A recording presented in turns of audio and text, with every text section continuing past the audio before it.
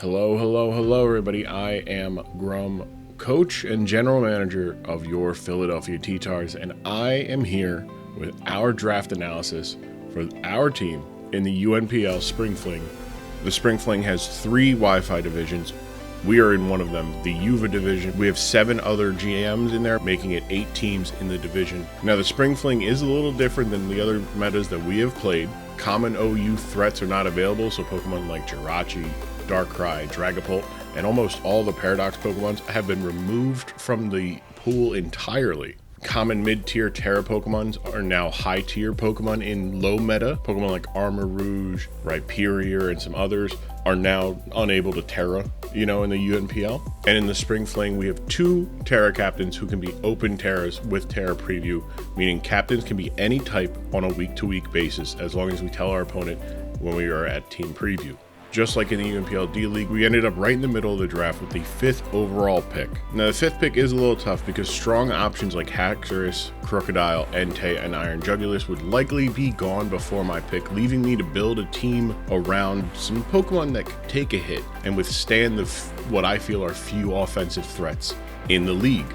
I wanted to build a team around Trick Room offense because Trick Room, I love it, with low-tier Metamons like Rhyperior and Hydrapple as high picks, them being the threats. I also wanted to make use of the low tier meta and use mons that don't generally see much use, especially as our Terra captains. Starting off, we selected Hisui and Goodra with our first pick. The Dragon Steel regional type form of Goodra was at the top of my board. With a sky high special defense of 150, Hisui and Goodra can stand up to the toughest special attackers in the league, but gets 30 more stats in physical defense than its regular form, allowing it to take hits even better. Offensively, Goodra has the same wide variety of moves that its standard form gets, but gets additional steel moves like Heavy Slam, Flash Cannon, Gyro Ball, and Iron Head, and with 100 in attack and 110 in special attack, Goodra can take advantage of either side of its offensive moves. Our first pick is going to be a key player each week with its defensive profile, wide move pool, and great versatility. With Goodra being our top pick, I was hopeful I would be able to get my desired second pick to build this team around. That's me graduating Dictator College. This is me taking over the world with smiles. And this is where I put a Slowking. If I had one. Sorry, what's the happy? So with our second pick, I plan to select Slowking to be a huge help with our plans of Bulk and Trick Room. And because Arc took Slowking the pick before mine, I had to adjust a bit. I thought about moving the plans around a lot more, maybe relying on Trick Room less, but I decided to stick to the plan and picked up a great partner to Goodra with our second pick. Welcome Enamorous Therian to the team. Enamorous T quad resists fighting and is immune to ground types, which helps cover Goodra's weaknesses, while Goodra returns a favor with it resisting rock, electric, steel, and being immune to poison, all of which threaten Enamorous.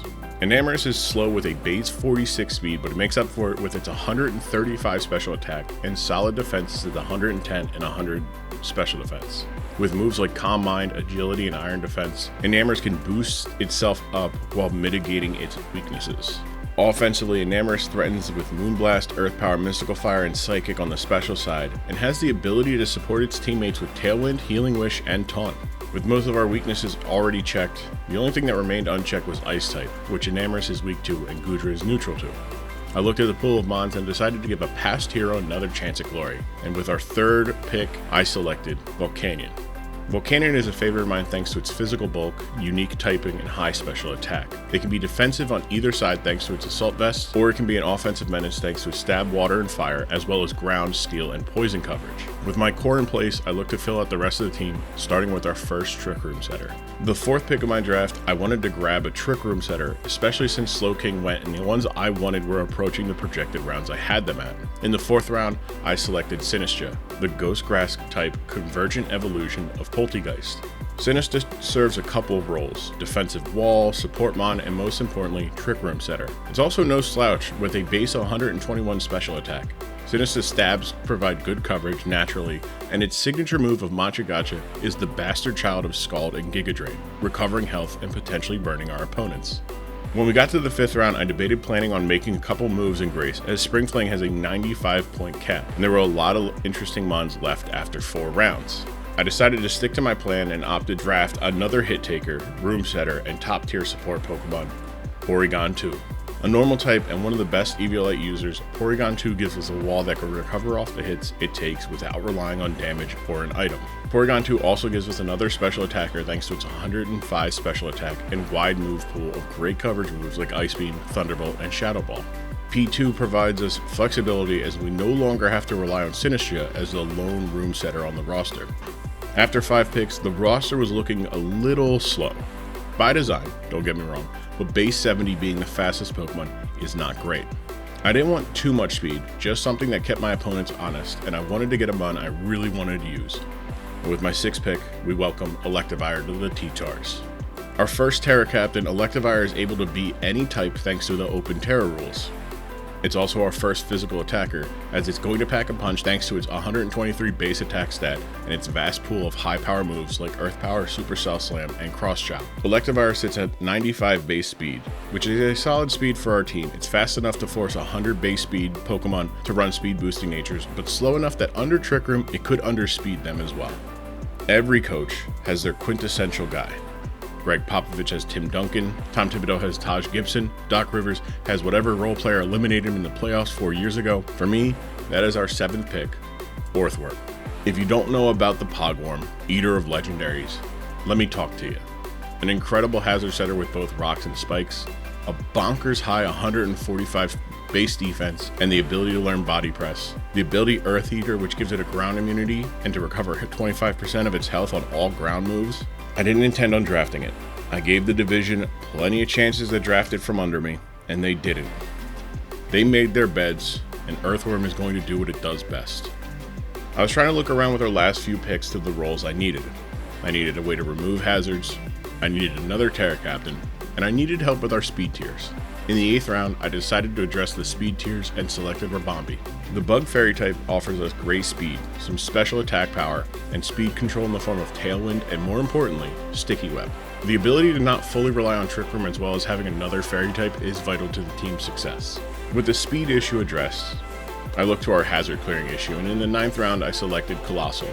The Fire Rock type is a great option for being a Terra Captain, but won't be one for now. It is, however, a one Pokemon hazard option, able to set up rocks and spikes as well as spin away consistently despite its horrible defensive typing thanks to its solid defensive stats. Colossal gives us another defensive wall that can be on either side of this physical special split, while being a nuisance thanks to its Flash Fire immunity and Flame Body ability. Our second to last pick was a Pokemon that I knew I could get. I knew that I wanted to use it in a low tier league, and I knew I had to get it.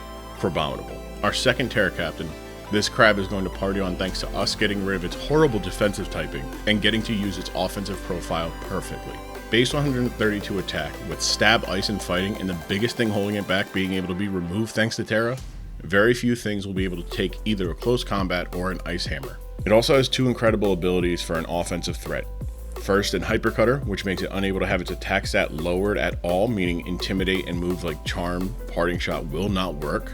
And its second ability being Iron Fist, which gives punching moves a 20% boost, so moves like Drain Punch, Ice Punch, and Ice Hammer get an additional boost on top of the normal stab boost.